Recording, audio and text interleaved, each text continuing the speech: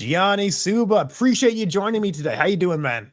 I'm good, my man. How are you? Very good Hanging today. out. Oh, man. Appreciate that. Now, you just opened a new gym, right? Congratulations. Tell me all about it. Thank you, sir. Thank you, sir. Yep. We're opening in February.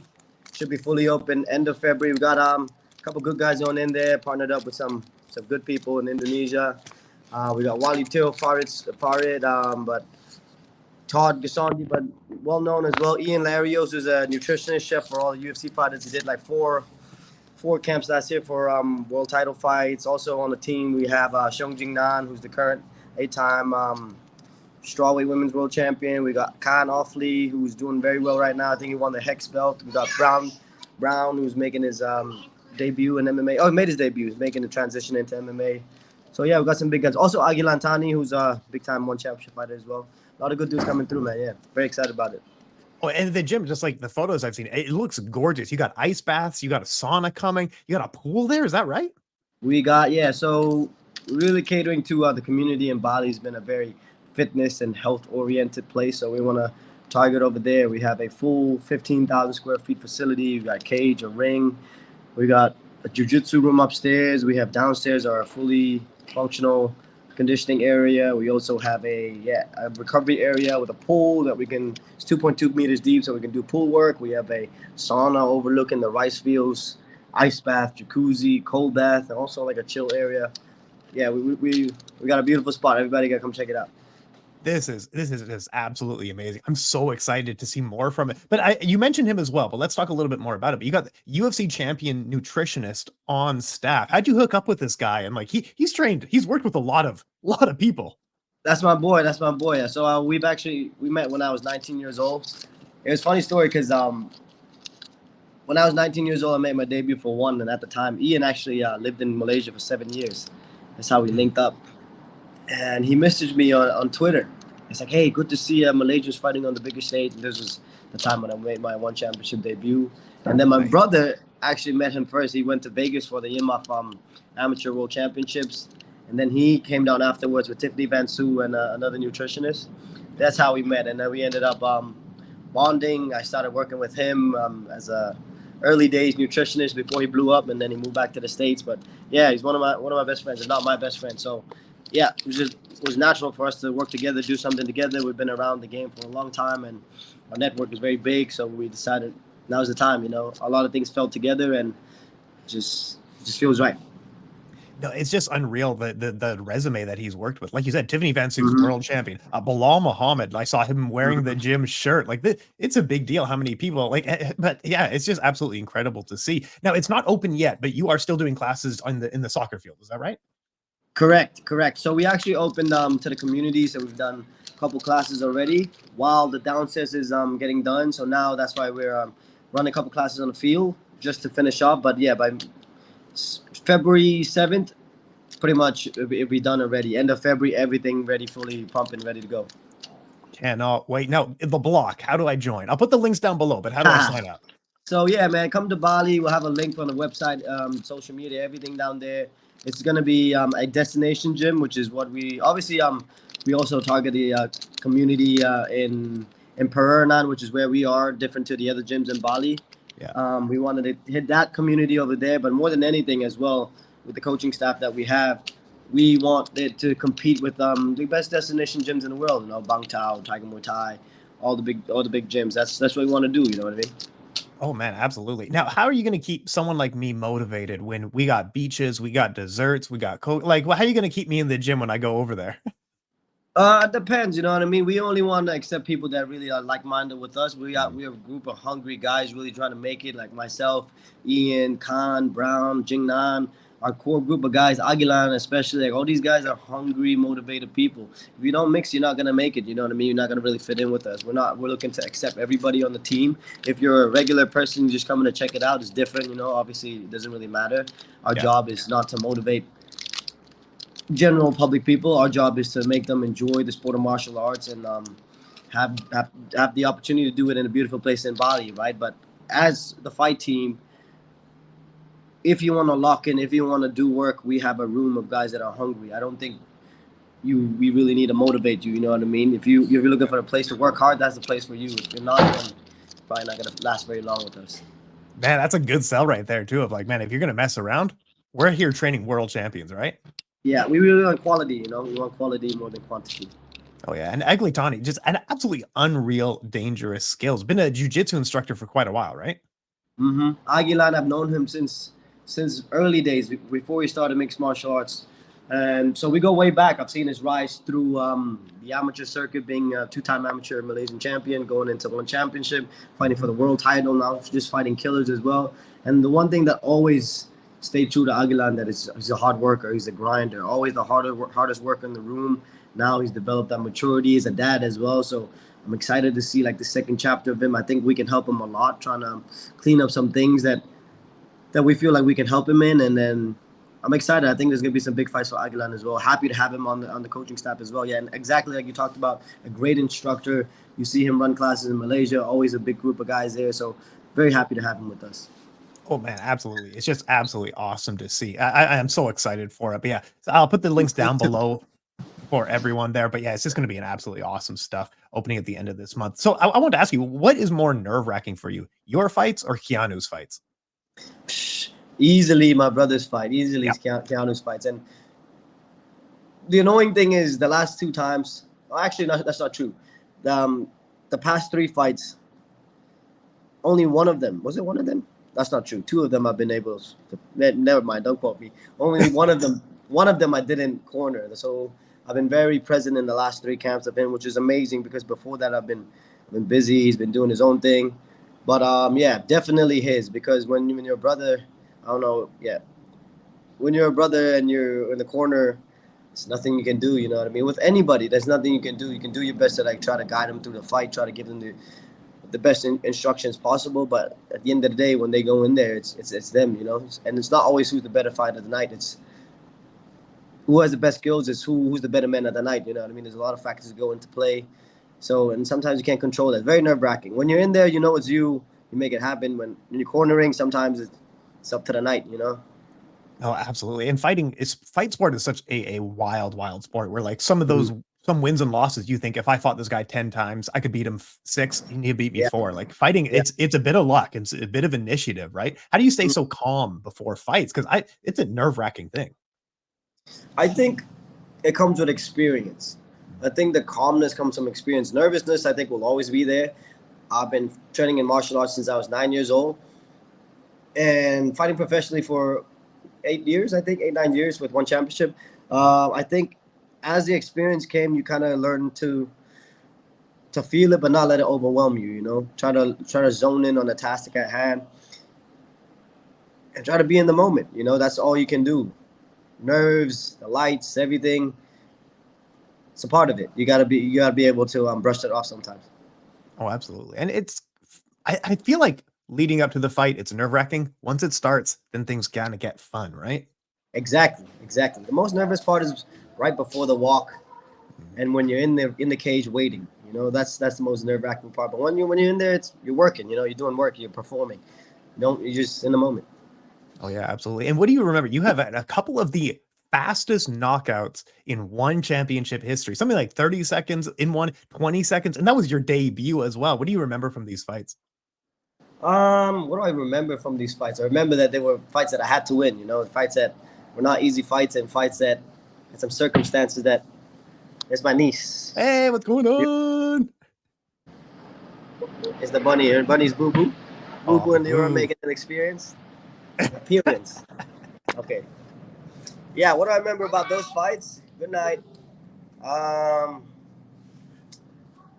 Being in the moment, man. Being in the moment. Embracing what it is, embracing the task at hand. One of the fights I actually tore my meniscus 3 weeks before the fight. No way. I was a tough kid, and I knew that it was going to be a battle, but luckily I knocked him out within 20 seconds in my hometown, you know? Yep. Sometimes you have to believe that. There's other fights where I feel like I feel good, but I go in there and I don't fight well. Like I said, you know, sometimes it's just a night. But with those fights, it's just hard work zoning in. Yeah, absolutely, man. Now in 2018, what had happened? You had transitioned to kind of like a coach and commentator. Do you still think of yourself as a fighter? Do you want to get back in there? Or are you saying like, no, I'm just going to be commentator from here on out?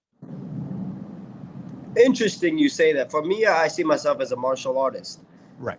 Fighting was always a way for me to prove myself. I always wanted to be a world champion. It wasn't so much about me enjoying to fight or liking the identity of a fighter. It was for me training since I was 9 years old, an ability for me to challenge myself and see if I can really make it to the top. And for me, I still feel that way. I still feel that way about martial arts. I still feel like I have a lot to improve on. The goal is always to get better every day. You know, there's the quote that GSP says, right?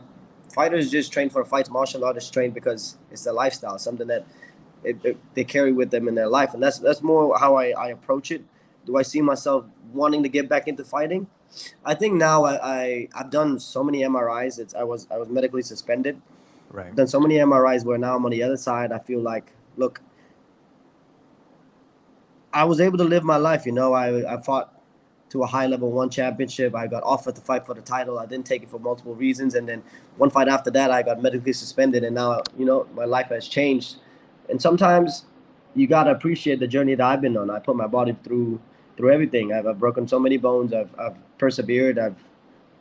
I don't need to show nobody that I can fight. I know that I can fight at a high level. For me now, it's about me giving back, and I think with the gym, it's an ability for me to do that. Now, when I was younger, I remember I was in Utah, which is where I started training in MMA. I was at this gym called Paul Evans Martial Arts, and I used to train every day, and I couldn't afford the school fees anymore, and I stopped going. I think a month later, one of my best friends, his name was Ty Hogue. He's like, "Hey, the instructor's saying, why don't you come back to train?" I said, "Man, to be honest, I can't afford it right now. I don't have money." And the next day, he's like, "Hey," he said, "come back."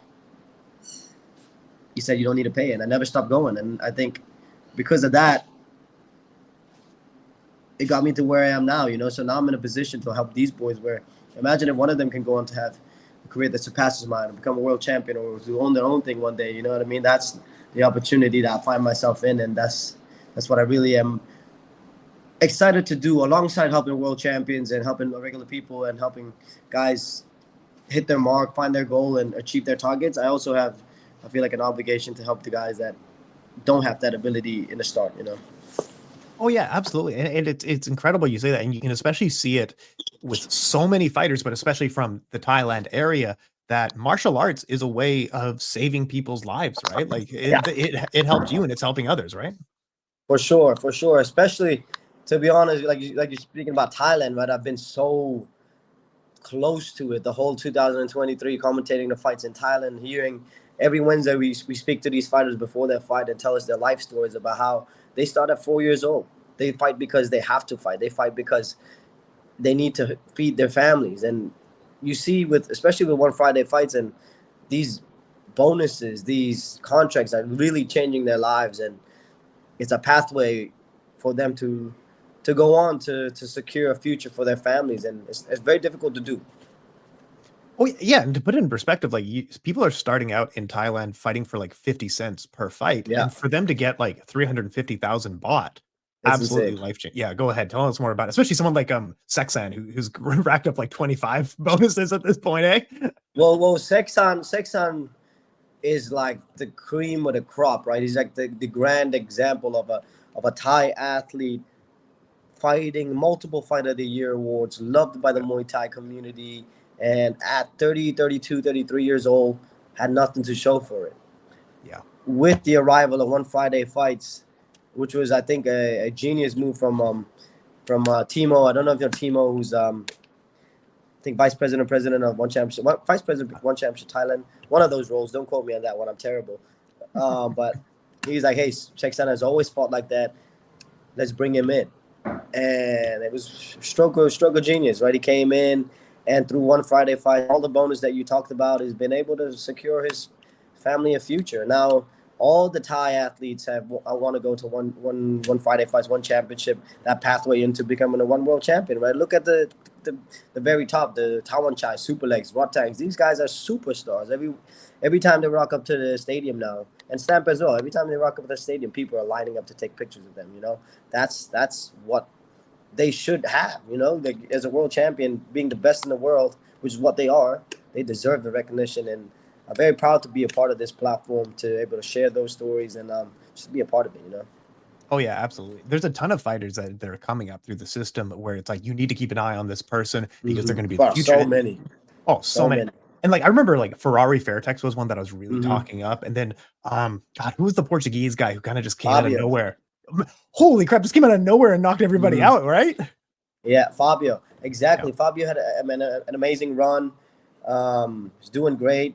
Yeah. A couple things I think he needs to work on, but he's so young, you know, compared to these Thai guys that have so many fights. Little adjustments, Fabio's going to be a star. I really believe it.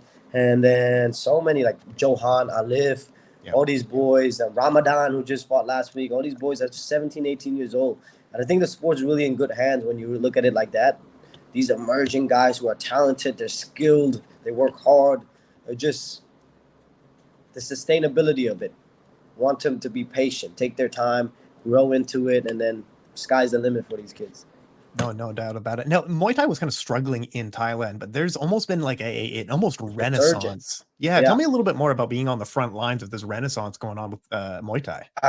Number one, again, I just want to say I'm super lucky and blessed to be in the place to kind of take off with this jet. You know what I mean?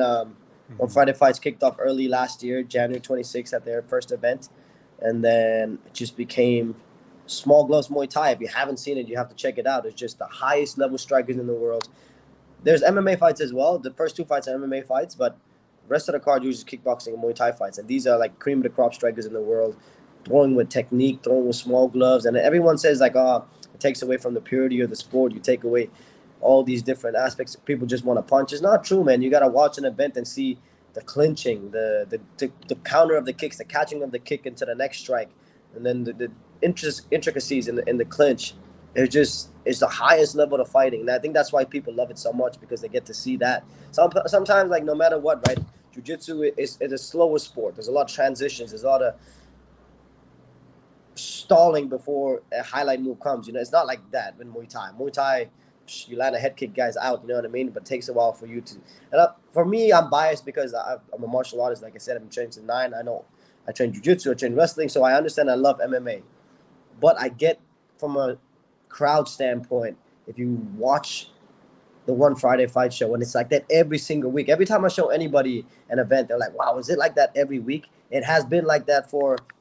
Next week's gonna be 50 shows. There hasn't been one show where it hasn't been just an absolute banger of a card. It's insane. Well, absolutely, man. It's the best thing in combat sports. But before you get out of here, I know we just got a minute left here. Tell me about the significance of the old man in the sea. The significance of the old man in the sea, man. I feel like that old man right now, right? Sometimes you feel like climbing up a hill and then the reward will come, right? I think for me, especially now, I'm just grateful to be where I am. I think the team that I have, which is my boat, my ship that has been carrying me, right? Sometimes the weather changes. There's a storm that comes, but after every storm, there's a clear sky, right? So for me, I don't know. I'm very, very lucky again, very blessed to be in the position that I am. I'm very happy to have good people around me. Very grateful for the battles that I've had, and I'm very excited for the battles that are ahead. Absolutely. Hey, Gianni Subba, hugely appreciate your time. Congratulations on the new gym. I'm going to put the links for everything down below. But talk us on out of here. You get the last word. Shout out who you need to shout out. Thank who you need to thank. All that good stuff, my man. Shout out to everybody who's been a part of the last year for me. Shout out to the team at the block. I got a big list of people. Please come and check us out whenever you're in Bali. We got an amazing crew of people with good energy, with good intentions, really trying to elevate the game. So a big shout out to the people around me. A big shout out to my family as well. I think not that my mom and dad will watch this, but for myself, a shout out to my family. You know what I mean? Like they are an inspiration to me, and I can only try my best to be like them every day. Thank you so much. Big thank you to you. Big thank you to you for your time. Hey, come on. Hey, it's my pleasure. Thank you so much. Thank you, brother. Appreciate it.